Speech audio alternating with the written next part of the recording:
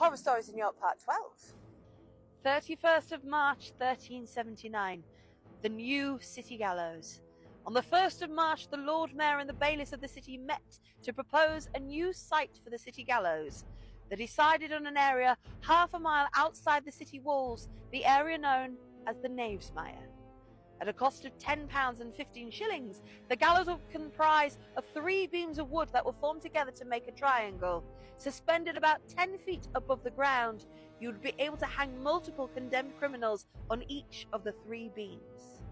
The gallows were to be known as the York Tyburn, named after the Tyburn hanging tree down in London.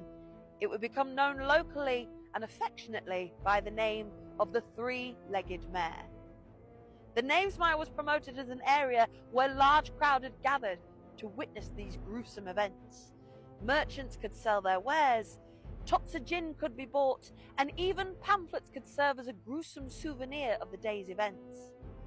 In 1731, horse racing was even introduced at the opposite end of the field. But the crowds wouldn't have to wait long to see the gallows' first occupant.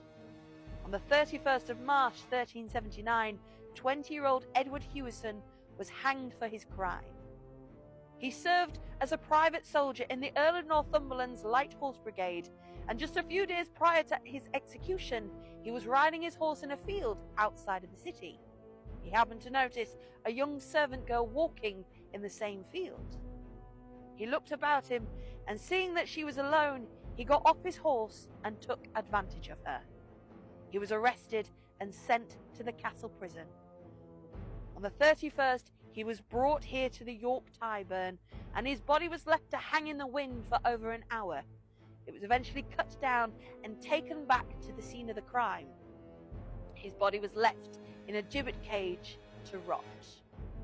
Hewison's execution would be the first of many that would take place here at the York Tyburn between 1379 and 1801.